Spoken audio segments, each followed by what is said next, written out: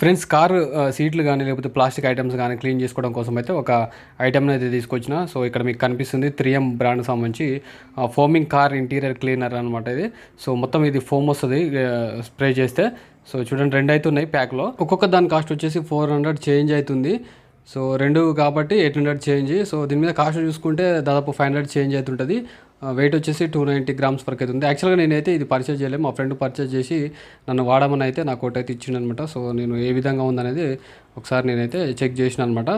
So చూడండి wait ఇట్లనే manufacture date ఇవన్నీ కనిపిస్తున్నాయి అనమాట. దీనివల్ల యూజ్ ఏంటంటే మామూలుగా కార్ సీట్లు, కార్పెట్లు కానీ, రూఫ్ లైనర్లు కానీ, ప్లాస్టిక్ వస్తువులు ఇవి ఉంటాయి కదా. సో డస్ట్ పడి, మరకలు పడి ఇవి గలీజ్గా కనిపిస్తాయి అనమాట, జిడ్డుగా. సో ఈ ఫోమ్ కొట్టి ఒక ఫ్యూ సెకండ్స్ ఉన్న తర్వాత మనము దీనైతే యూజ్ చేయాలన్నమాట. సో అది ఎట్లా యూజ్ చేయాలనేది నేను ఇప్పుడు చూడండి.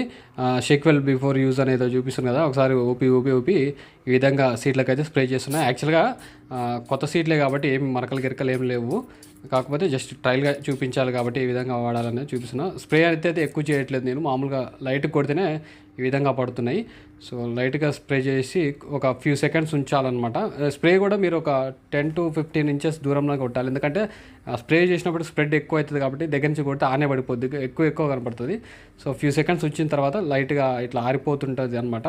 అప్పుడు మీరు క్లీన్ చేయాలి, ఎందుకంటే కొంచెం టైం ఇస్తే ఆ మరకల లోపలికి చొచ్చుకొని పోయి క్లీన్గా అవడానికి ఛాన్స్ అవుతుంటుంది కాబట్టి.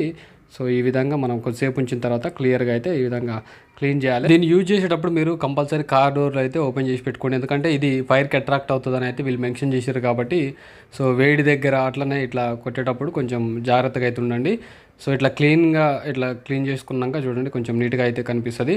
సో బ్యాడ్ స్మెల్ అట్లాంటివి ఏమైనా ఉన్నా కూడా మీకు బ్యాడ్ స్మెల్ పోయి ఇది స్మెల్ కూడా మంచి స్మెల్ అయితే వస్తుంది అనమాట. క్లీన్ చేసిన తర్వాత మంచిగా అనిపిస్తుంది. సో ఇక్కడ చూడండి ఈ విధంగా ప్లాస్టిక్ వస్తువుల మీద కూడా చాలా క్లియర్గా అయితే ఉంటుంది అనమాట. క్లీన్ చేసుకున్న తర్వాత క్లాత్తో కానీ లేకపోతే మరకలు గట్టిగా ఉన్నాయి అనుకోండి, ఎక్కువ ఉంటే 2 times కూడా ఇట్లా స్ప్రే చేసి ఇట్లా క్లీన్ చేసుకోవచ్చు అనమాట.